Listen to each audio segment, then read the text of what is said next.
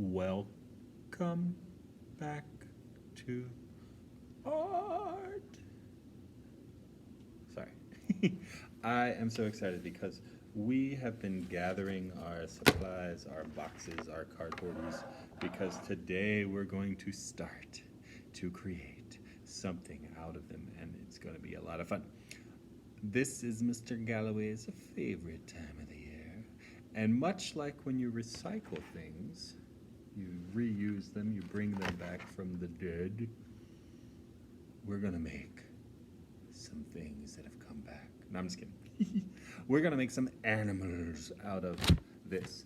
And if you want yours to be kind of a spooky animal to celebrate kind of the season, you could do that. Or if you're not really a Halloween person and you don't like celebrating, or you don't, or your family doesn't celebrate Halloween, you could just make it an animal out of recycled parts too, and that would be cool. But we're gonna make ourselves some animals out of cardboard and such. Now, some of you I saw were collecting these big like Amazon boxes and stuff like that, or just cardboard thick boxes, and that's fine. I was thinking more along the lines of this kind of box, like a food box that's the thin cardboard.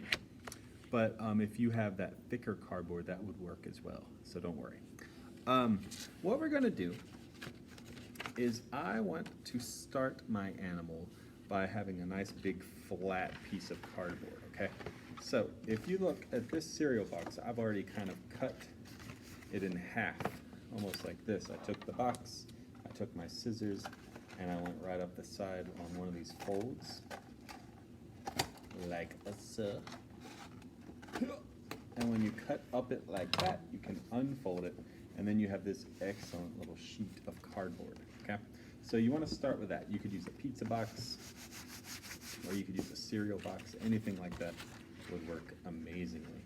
But we want a large piece of cardboard to start. So I might use this cereal box for mine, okay? And what we're gonna do is you want a nice, flat, unfolded piece of cardboard. So I'm gonna cut these little edges off so that I just have this long, flat one, like so, okay? And it's even okay that it has these little side flaps. I'll show you why in a second. We can actually use that. So I'm gonna take this and I want to fold it in half, like this, okay? And I'm gonna use my hands and I'm gonna run down that to make sure that fold is nice and strong. I could even take my little fingers and pinch with my fingernails and fold, so that it's nice and strong, like that, because we want our box to be able to stand on its own, okay? See? So I've folded it in half. Don't worry about the designs on it right now, because for one, I think it looks cool if it's made up out of random things. It really makes it look like it's recycled. But also, we're going to use more of that next time to make it look even better. Now, to make this an animal, I have it folded. This is my fold line. You're not going to cut the fold. You're going to cut from the other side. I'm going to keep it folded, and I want to cut out almost like a little rainbow shape from the bottom, like a half of a circle, or like kind of like the letter U. So I'm going to cut up, and I'm going to turn like this, and I'm going to cut back down and snip. Okay? So now, if you look, I've got 4 legs for my animal. See what I mean? So if I have it here, my animal is standing on 4 little legs. If I've got those little flaps, I could even fold those out to make those like the feet, which would be kind of fun. So I've got my little animal with his 4 legs ready to go.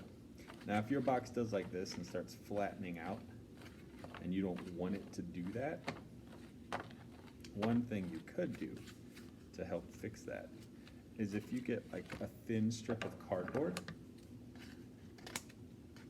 and you just kind of cut it like a thin little schlabulon. I can fold one end, so it's almost like a little like another little animal.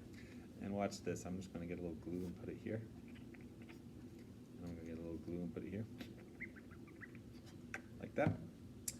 And I can use this almost like a holder. I'll just stick this right here. And I'll do one on the other side as well.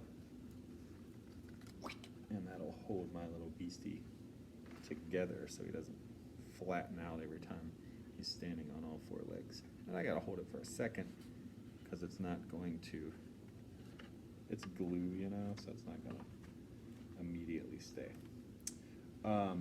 Another solution would be to actually use tape to kind of hold your cardboard together, or even temporarily hold it together while the glue is drying, which is kind of what I'm going to do.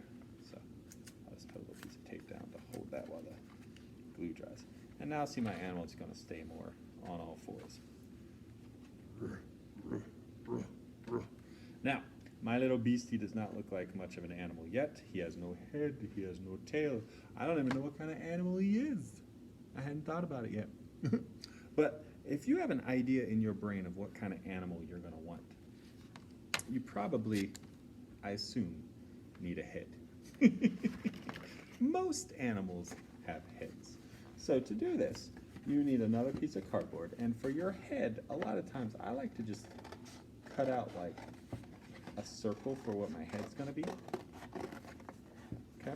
And we can worry about other parts of the head later. I'm going to cut out most of a circle like this, but I want it to have a little tab. So I'll cut it out, and I want a little tab on it. So I'm going to have this little thing. Okay, so it's like a circle with an extra little rectangle stuck on the side. Okay, like that. And the reason for that is I can take it, I can get some glue on it, and I can just stick it inside of this, and it kind of gives your animal the beginnings of a head. Okay, see? Now, just so that it, oh, you fell. Just so that it stays where I want it while that glue dries, I'm going to just put one little piece of tape on it, kind of hold it in place. But my animal now has a head. You could do the same thing with whatever kind of tail you want. If you have like an animal that has a long tail, like a cat, like a long skinny tail, you could cut out a little tail shape, like so. And I could put a little blobulon of glue, and I could stick him on the back part. And you see, you've got the beginnings of your animal. Now we're going to add a lot more to our animal next week, but I just want today for you to try to get your main body shape down. So I've got a head, I've got a tail, and I've got my four legs. Right now, it doesn't even really matter what kind of animal it is. This could end up being a tiger or a lion or a wolf. I'd probably make the tail a little different if I was doing a wolf. If I had the tail going down like this, I could even make this an elephant eventually with like a trunk and ears. So right now it doesn't matter too much, but I would have an idea in your head so that your head and tail can at least start to look like that animal. But this is where I want you to get to. Have your body, have your head, have your tail, and then we'll let that dry. And next week we're going to add all kinds of extra stuff to it, okay? So use some of your scraps, make something cool. Save all your scraps because we're going to use them again next week. And yeah, I'm excited to see what kind of beasties you guys make. I can't wait. It's going to be fun.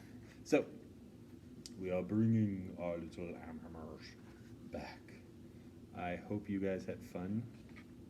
I can't wait to see what you've made. I'd like you to post pictures of it if possible. And yeah, we can share what we have. And next week we'll make it look even cooler. Save your stuff.